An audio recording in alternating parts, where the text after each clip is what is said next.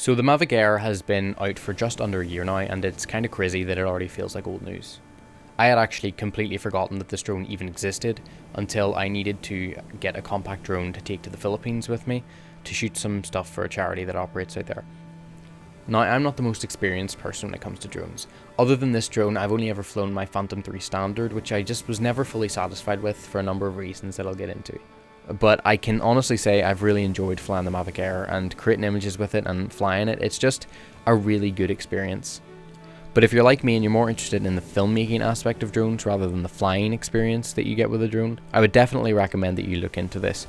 I'm not saying to buy this particular drone, this is just my experience with the Mavic Air. So the most important aspect of any camera for me personally is the image quality, and the image quality out of this drone is absolutely incredible. The 4K 100 megabits per second is clearly doing a ton of good work in this codec. Even flying over a beach with waves breaking on the rocks, there's still a ton of detail and very little compression artifacting at all. The Phantom 3 Standard codec probably would have completely fallen apart, but the Mavic Air holds up pretty well. There's almost no compression artifacting. For the most part, the image quality is so good I would even be comfortable zooming in 150% to 2.7K or even 200% all the way to 1080p with the right kind of footage. I always kind of dreaded grading the footage out of my Phantom 3 Standard because it just took so much effort and I felt like if I pushed it too hard it would completely fall apart. But the Mavic Air holds up really well even to quite intense grading, and really it almost grades as easily as the 100 megabits per second 422 out of my Shogun with the A7S.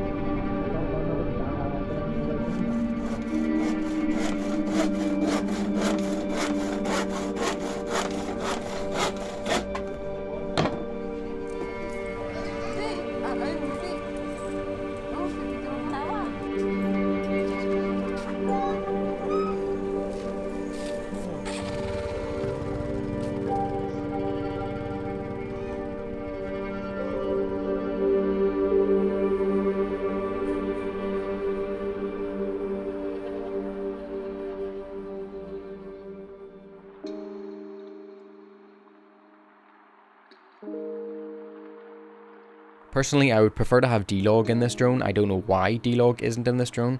I think the Mavic Pro has D-Log and it has a lower bitrate, but D-Cine-like isn't too bad at -3 contrast. You still get a reasonable amount of dynamic range. The only thing I don't really like, and it's not really an image issue, is the codec.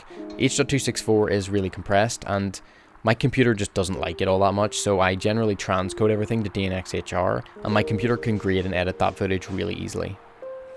Now, the lens is fixed at infinity, which obviously isn't an issue when you're in the air and everything is really far away from you and you have extremely deep depth of field. However, it is an issue when you're trying to do an image test for a review. So I put the camera 100 meters in the air, pointed it straight down, and I'm going to use this road and these road markings in particular to compare the different image qualities across the frame rates. At 4K, the image is absolutely gorgeous. You get 4K up to 30p with this drone, so you can slow 4K down a tiny bit if you want to, and honestly, it just looks really good. There's not really much to say here other than that. There's definitely a loss of detail at 2.7K 60 FPS, and there's also a slight crop for some reason, but overall I think this looks more than good enough if you really need some half-speed slow motion for whatever reason. Now, things do start to look quite mushy at 120 FPS 1080p, but it is definitely still usable if for whatever reason you really need that slow motion. In terms of ISO performance, even at ISO 100, there is a little bit of noise in the deep shadows. However, this has never bothered me in practice. And at ISO 200, we are starting to see a little bit more noise, but again, there's no real degradation of the image. At ISO 400, we start to see the noise sort of creep into the lower end of the midtones, and at ISO 800, we see a slight shift towards green in the shadows, and the noise is bigger, more blockier, and more colorful. I think this is really where the noise starts to get a little bit distracting. At ISO 1600, the image is just quite degraded, and at 3200, I think it's so degraded that it's not really usable at all. Honestly, noise is something that bothers me less and less with time. When I first started out, I absolutely hated noise. I couldn't stand it, and that was partly because I had a camera that was particularly bad with noise. But as I've gotten better with photography, I find that if I have a problem with an image, it's usually because of something more fundamental than there being a little bit of noise in the shadows. So I would probably be comfortable up to 800 ISO, and if I really had to, I would push it to 1600 ISO. I don't think 3200 ISO though. I think the image is just so degraded it's not really usable at that point. So that's really all there is to say about the image quality. In short, it's really good. However, a drone is much more than just a camera, so there are a couple other things I would like to mention. Now, as I said, other than this drone, I've only ever flown my Phantom 3 Standard, so I can only really compare my experiences of the Mavic Air with those of the Phantom. Firstly, the controller is a huge improvement.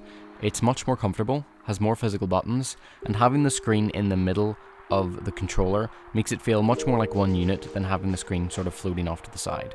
Being able to bind exposure and the intelligent flight modes to the customizable buttons gives me much quicker access to them, and I find myself using the intelligent flight modes in particular a lot more often than I ever did with the Phantom. In terms of the intelligent flight modes, I've only used the cinematic mode, point of interest, active track and tripod mode. I don't really know what the rest do and I haven't really needed them, but the ones I've used are great and work really well.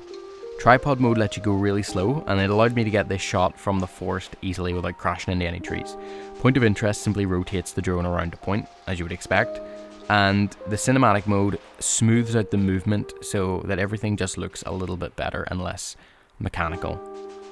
Active track follows the subject, and it does this really well. However, sometimes it optimizes exposure for the subject, which more often than not just blows out the background.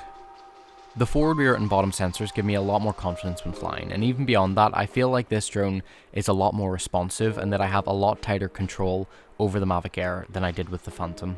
Connection between the drone and the controller seems to be a lot worse with the Mavic Air than I ever remember it being with the Phantom. The Phantom almost never cut out on me, but the Mavic Air cuts out on me quite a bit. Now, as far as I know, this is just a consequence of using Wi-Fi. I wish it weren't the case, and it doesn't bother me too much because most of the time you do just lose image transmission and then it comes back a few moments later, but it is annoying waiting for the image to come through again and it wastes the already short enough battery life.